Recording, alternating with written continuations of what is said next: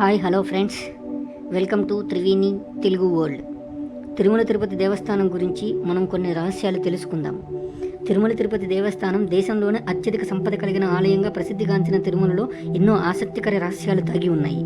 అవేంటో తెలిస్తే తప్పకుండా అందరూ ఆశ్చర్యపోతారు. మళ్ళీ తిరుమల దర్శనానికి వెళ్ళడానికి ఆలోచిస్తారు. రోజు 1,00,000 నుంచి 2 లక్షలకు పైగా భక్తులకు దర్శనమిచ్చే వెంకటేశ్వర స్వామి సంపదను తోచడం అంత సులభం కాదు. దాదాపు 11 టన్నులకు పైగా ఆభరణాలు స్వామివారికి ఉన్నట్లు చెబుతూ ఉంటారు. తిరుమల గురించి మరిన్ని రహస్యాలు ఇప్పుడు తెలుసుకుందాం. బాలుడి రూపంలో ఉన్న స్వామివారిని గుణపంతో అనంతాల్వార్ గుణపంతో కొడతాడు. దీంతో స్వామివారి గడ్డంపై గాయమై రక్తం వస్తుంది. అప్పటి నుంచి స్వామివారికి గడ్డానికి గంధం పూయడం సాంప్రదాయంగా వస్తుంది. స్వామివారు గర్భగుడి మధ్యలో ఉన్నట్లు కనిపిస్తారు. అయితే ఆయన గర్భగుడి కుడివైపుకు ఉంటుంది. స్వామివారి విగ్రహం వెనుక వైపు ఉన్న సముద్ర హోరు వినిపిస్తుంది.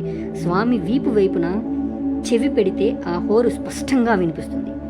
స్వామివారిని రోజు కింద పంచె పైన చీరతో అలంకరిస్తారు.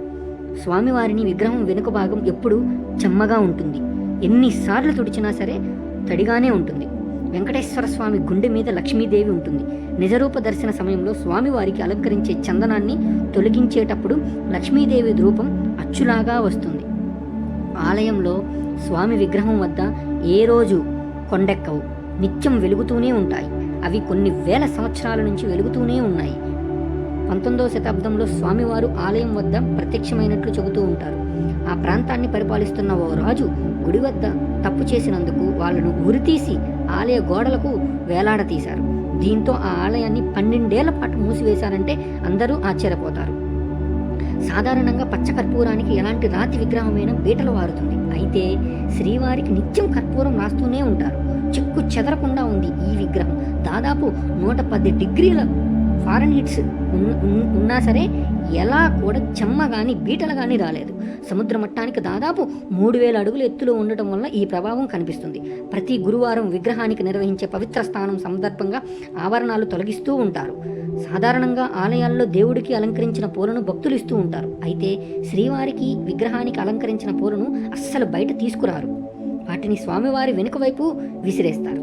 చిత్రం ఏమిటంటే ఆ పూలు తిరుపతికి దాదాపు 20 కిలోమీటర్ల దూరంలో ఉండే వేర్పేడులో తయారు చేస్తారు. స్వామి విగ్రహం వెనుక ఉండే జలపాతం ద్వారా అవి ఎక్కడికి చేరుతాయని చెబుతూ ఉంటారు. వెంకటేశ్వర స్వామి విగ్రహానికి జుట్టు ఉంటుంది. అది అస్సలు చిక్కు పడనే పడదు. శ్రీవారు భూమి మీదకు వచ్చిన తర్వాత ఓ ఊహించిన ప్రమాదంలో జుట్టును కోల్పోతారు. ఇది తెలిసిన నీలాదేవి అనే గాంధర్వ రాకుమారి తన శిరోజాలను నుంచి కొంత భాగం ఆయనకిస్తుంది. ఇందుకు ఆయన అంగీకరించి జుట్టు కోల్పోయిన ప్రాంతంలో అతికిస్తారు. ఇప్పటి నుంచి తిరుమల దర్శనానికి వెళ్లే భక్తులు స్వామివారికి తలనీలాలు సమర్పించడం మనకు ఆనవాయితీగా వస్తుంది. గర్భగుడిలోని శ్రీవారికి అభిషేకాలకు పూజలకు వాడే పాలు, నెయ్యి, వెన్న, ఆకులు, పుష్పాలు మొదలగునవి ఓ రహస్య గ్రామం నుంచి ప్రతిరోజు తీసుకొని వస్తారు. ఈ గ్రామం శ్రీవారికి ఆలయానికి దాదాపుగా 22 కిలోమీటర్ల దూరంలో ఉంది. ఇక్కడ గ్రామస్తులు చాలా సంప్రదాయబద్ధంగా ఉంటారు. ఇక్కడ స్త్రీలు రవికలు కూడా ధరించరు. అయితే ఇక్కడికి సామాన్యులకు ఎలాంటి ప్రవేశం ఉండదు. కేవలం ఆ గ్రామానికి చెందిన వాళ్ళు మాత్రమే ఈ గ్రామంలో అడుగు పెట్టాలి. ఈ వీడియో కనుక మీకు నచ్చినట్లయితే like, share, subscribe. Please support me.